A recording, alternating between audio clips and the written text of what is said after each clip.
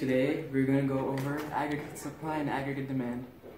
Real GDP, and the y-axis is the price level.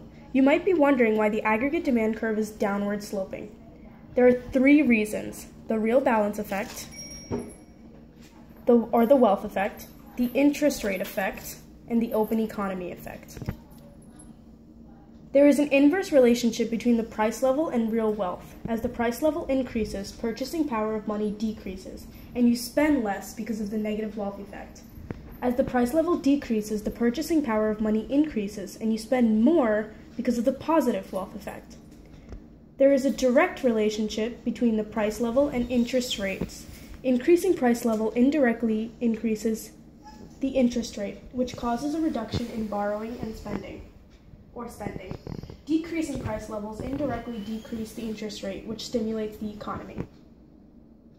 There is an inverse relationship between the price level and net exports. Higher price levels result in foreigners desiring to buy fewer American goods, while Americans desire more foreign-made goods. Lower price levels result in a greater desire for American-made goods. Now, there are 5 shifters of the aggregate demand curve. The first one is change in expectations. If consumers become more optimistic, the aggregate demand curve shifts to the right. If consumers become more pessimistic, aggregate demand shifts to the left. The next one is changes in wealth. If the real value of household assets rises, aggregate demand increases. And if the real value of household assets falls, aggregate demand decreases, so it moves to the left. Next is the size of stock of the existing physical capital. If the stock of physical capital is relatively small, aggregate demand increases. And if the stock of physical capital is relatively large, aggregate demand decreases. The fourth one is fiscal policy.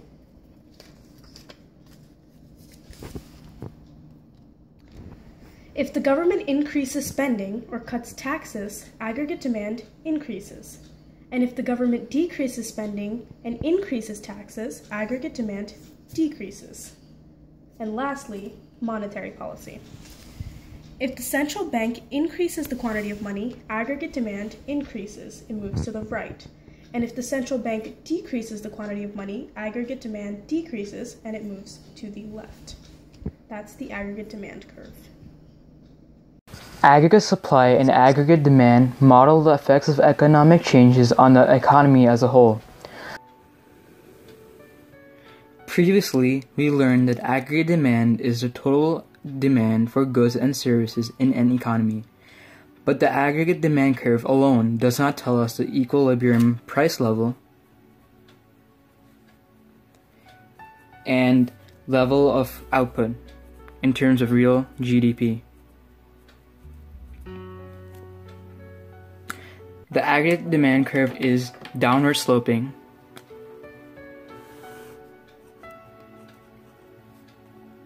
In order to obtain the information, we need to add the aggregate supply curve to the diagram containing the aggregate demand curve.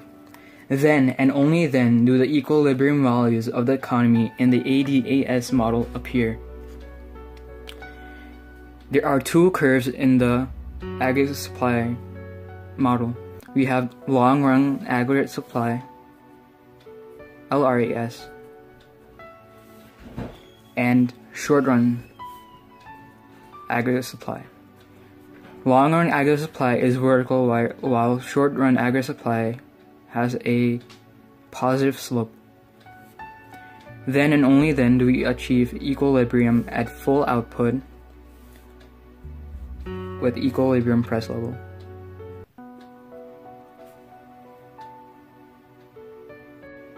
In the short run, the simple law of supply suggests that firms will, in general, plan to produce more output at higher price levels.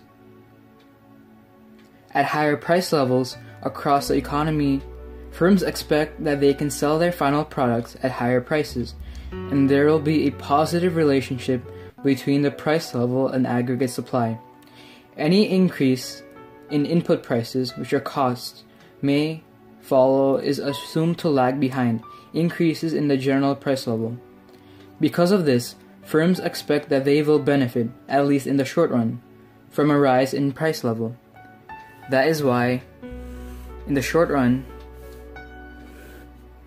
SRAS is upward sloping in relativity to real GDP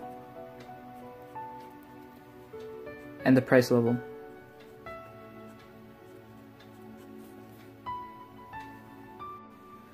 The short run refers to the period of time in which firms haven't yet made price changes in response to an economic shock.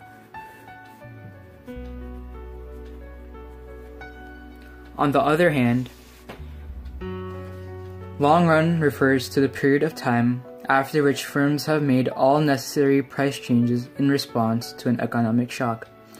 Long-run aggregate supply shows total planned output when both prices and average wage rates can change. It is a measure of a country's potential output, and the concept is linked to the production possibility curve. It is a vertical line showing full output. The SRAS curve is upward sloping due to two main reasons: the misperception theory and sticky wages. The misperception theory states that as the price level increases, individual markets' producers may misperceive the rising prices as being specific to their own industry. Sticky wages, however, states that as the price level increases, production costs, mainly wages, are temporarily sticky due to unions and contracts.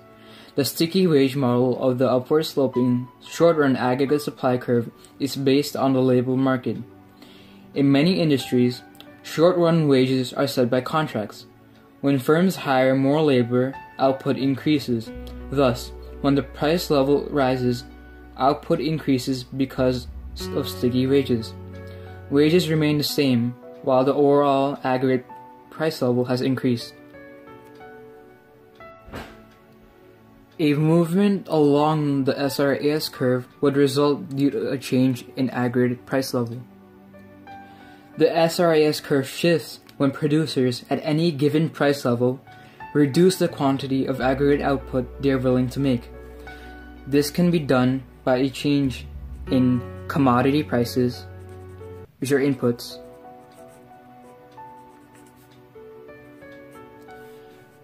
a change in nominal wages,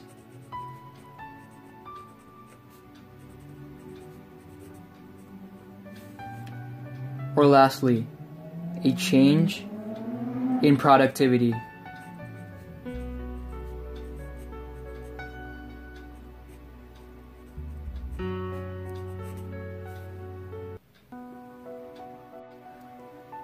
Long-run aggregate supply shows the relationship between the aggregate price level and the quantity of aggregate output supplied in the long run. Production costs, including wages, are fully flexible. It should be noted that in the long run, the aggregate price level has no effect on the quantity of aggregate output supplied. The LRAS curve is vertically fixed as price level has no effect. It represents the economy at potential output, which is denoted by YP, Y standing for GDP at potential output. Potential output is the level of real GDP the economy would produce if all prices, including nominal wages, were flexible. It is drawn above the point on the horizontal axis that represents full employment. This is also known as the natural rate of unemployment.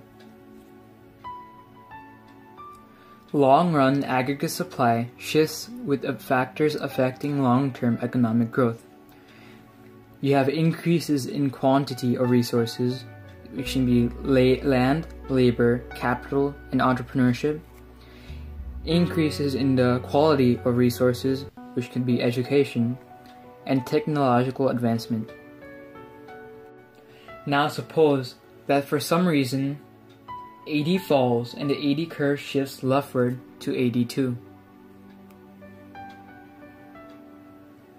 This is known as a recessionary gap.